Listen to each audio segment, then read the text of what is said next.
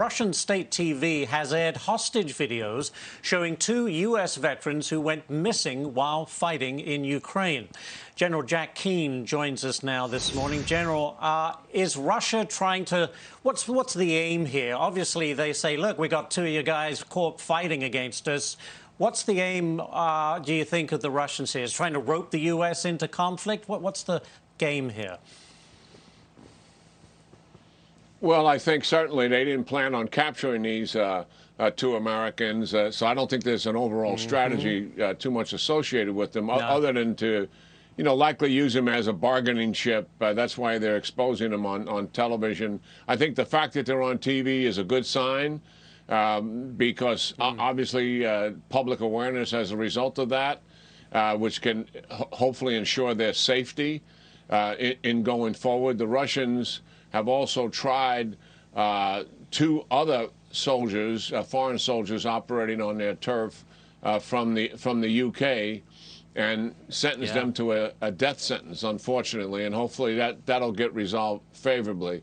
But I wouldn't make more of it than that, and the United States certainly take the gloves off here and try to get these two back, and I understand there's a third one missing as well. What we want them to do actually is be treated as prisoners of war with the respect and abidance of the rules of law that go with that kind of captivity, and not be treated as mercenaries or some other category that the Russians trump up. Where do you put the war right now? It seems the Russians have made gains in eastern Ukraine. They're obviously outgunning, outmanning the Ukrainians. We're having trouble getting more weapons to them. What's the state of play, do you think?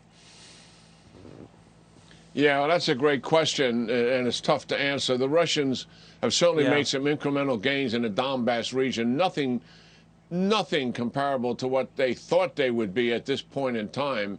I mean, they're struggling to take Severodonetsk, as mentioned in the introduction. They've been at this for weeks.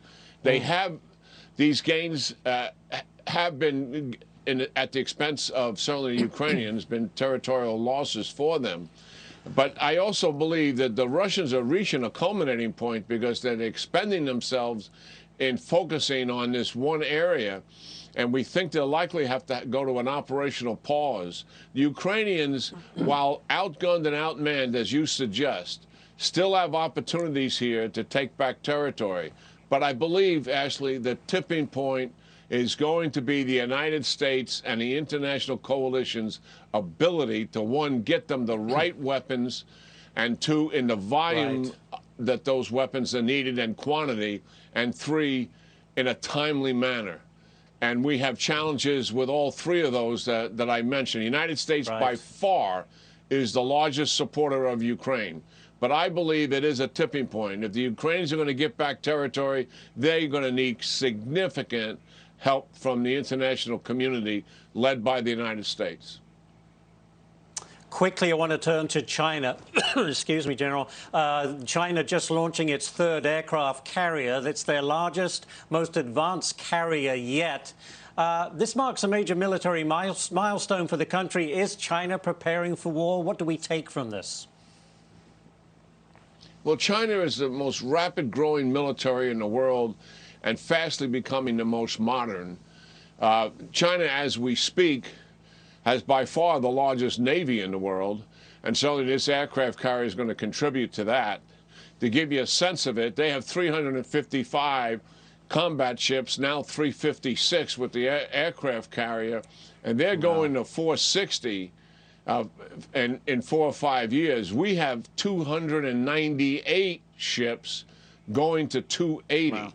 So listen, we have a qualitative advantage, certainly the United States Navy, but at some point, quantity has a quality all of its own, and I believe we're here.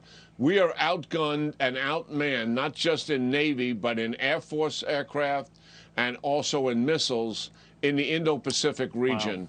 And we've got to correct that imbalance as quickly as we can. We don't want President Xi to have any incentives to take military action against Taiwan.